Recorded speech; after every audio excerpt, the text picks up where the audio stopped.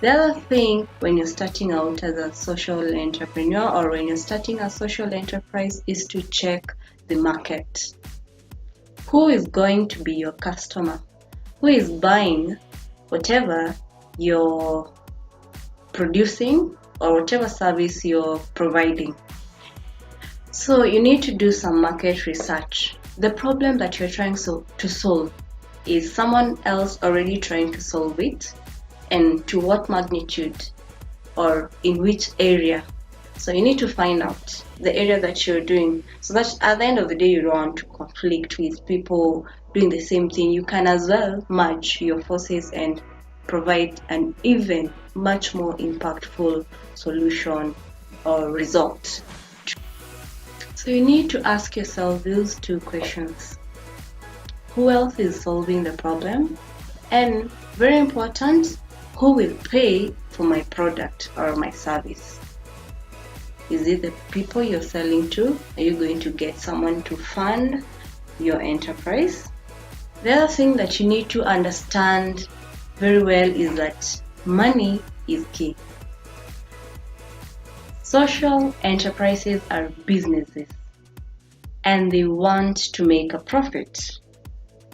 So what makes them different from other businesses is what they do with that profit by putting it back to their social mission. So profit is important, and that also means being able to manage your finances. So managing your finances, first of all, do you have a budget? You should develop a budget for your social enterprise. How is your cash flow?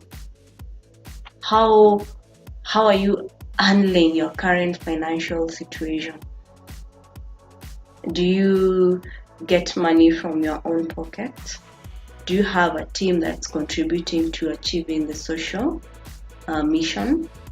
How are you financing your social enterprise?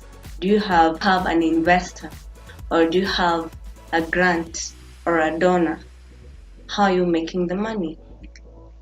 Then you need to remember, when you're starting out, you will be dealing with relatively small amounts of money, but as you grow, the amounts grow higher and higher.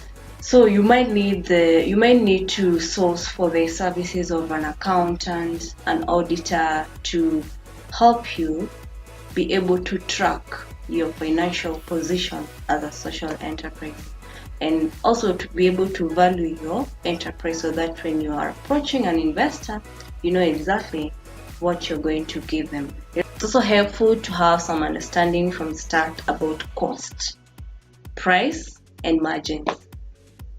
How much profit are you making? If you want to make a profit, will you have to make more money than it is costing you to deliver the service or create the product you're selling?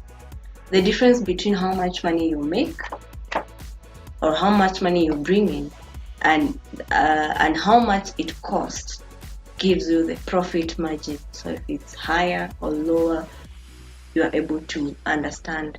Somebody once told me that there are more investors out there than there are businesses to invest in.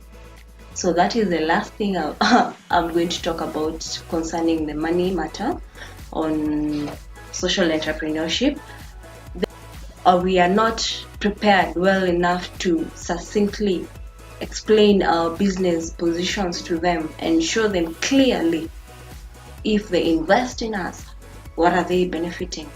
What are they getting in return?